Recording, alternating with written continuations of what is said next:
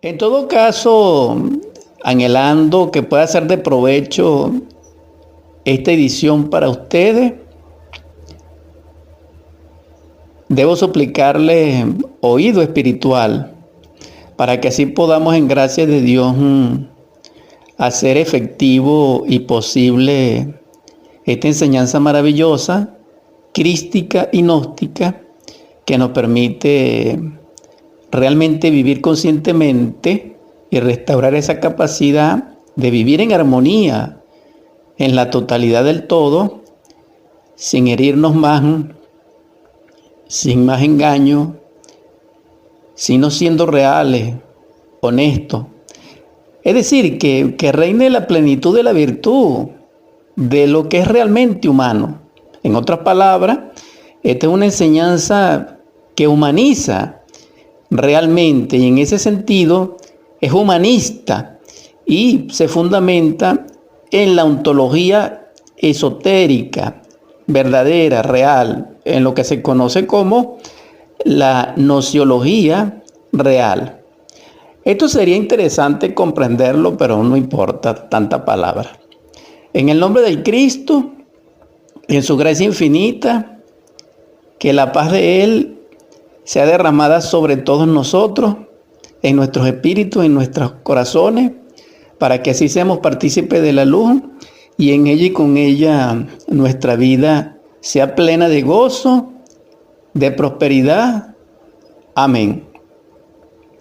Vamos a compartir en esta mañana un tema muy interesante, aunque aparentemente todos se parecen. Sin embargo, si ustedes hacen un esfuerzo de discernimiento espiritual, de escudriñar, dijéramos, la letra, de escudriñar el oído, el entendimiento, se darán de cuenta de que en cada programa hay semillas, partículas, aunque sea pequeñamente, dijéramos la palabra, porque no hay cómo decirla, el contenido de una clave. ¿Por qué? Porque quien les está hablando es simple y llanamente un difusor de la enseñanza gnóstica crística. Es decir, soy gnóstico cristiano. No soy nada, ni nadie más, no. Ni presumo serlo, no. Hago la aclaratoria una vez más públicamente, con todos los errores que tengo y en el nivel de ser que me encuentro. Es decir, siendo ignorante de muchas cosas, lo que digo a ustedes, soy responsable porque hasta cierto punto sé de lo que estoy comunicando. Pero esta enseñanza no es mía, como tampoco es de nadie, y considero que nadie es digno para enseñarla ni difundirla, sino solamente los grandes adeptos, los grandes iniciados, que lo han hecho y nos han precedido en el curso de los siglos. Pero sin embargo, en estos tiempos en que nos encontramos del final de final, alguien tiene que hacerlo. Y en ese alguien me encuentro. Pero hago otra aclaratoria a la conciencia pública, tanto de la radio como de las redes sociales. Aquellos que tengan el conocimiento gnóstico crístico verdadero, saben la dificultad de la cristalización de esa enseñanza dentro de nosotros. Porque teorizar es muy fácil. Pero una cosa sí digo, y lo vuelvo a repetir claramente, con las consecuencias necesarias. Solamente a través de los tres factores crísticos, gnósticos, liberadores, toma tu cruz, niega a ti mismo y sígueme, o gnósticamente hablando, desintegra el ego, el yo psicológico, crea los cuerpos existenciales superiores del ser y sacrifícate por amor a la humanidad doliente, es que podemos nosotros lograr la iluminación, el adectado, la budeidad y la encarnación del ser en nosotros, que sería la cristificación en palabras mayores. Esto viene al caso porque parece ser que se está confundiendo lo que es la gnosis crística con teorías, con hipótesis, con grupos, con instituciones, etc. Sí, una cosa es la institución, una cosa es la teoría, la letra, la doctrina, y otra cosa es la gnosis como principio viviente inherente a la vida, que es lo que he expresado y es lo que expreso. En conclusión, la gnosis es un funcionalismo muy natural de la conciencia. La gnosis es la aprehensión del conocimiento interior. Y como la vida deviene de internamente a externamente, es decir, deviene de la fuente viva de Dios en forma interior y se va exteriorizando hasta un mundo material, físico, químico como el nuestro, solamente lo que tenemos que pueda conectarnos con lo real y con la divinidad y con nuestro Padre Madre es la conciencia. ¿Por qué? Porque con ella, a través de Dios Padre Madre, de su gracia y de su verdad, es que podemos cristalizar el alma. Y después cristalizar el alma, cristalizar el espíritu en su perfeccionamiento. Y esto es algo que realmente debiéramos comprender, porque fuera de fanatismo y dogma, es lo que quiero decir. Concluyo y repito una vez más. La gnosis no es ni de nadie, ni de algún lugar particular, ni de alguna cultura, no. Cuando nosotros queremos hacer entender a las personas de que la gnosis deviene de un culto particular, de una cultura específica, de algún, dijéramos, coordenada muy particular, del norte, del sur, del este o del oeste, estamos cometiendo un error, porque la gnosis simple y llanamente es el conocimiento verdadero, es la sabiduría real que de instante en instante fluye de la vida de Dios hacia nosotros y que nos las comunica por la naturaleza, por su misterio, por sus leyes, por sus principios, por sus manifestaciones creadoras. Y quien sea capaz de percibir ese conocimiento que de instante a instante es emanado de Dios, entonces estudia la gnosis, sin instituciones y sin nada de eso. Termino, remato.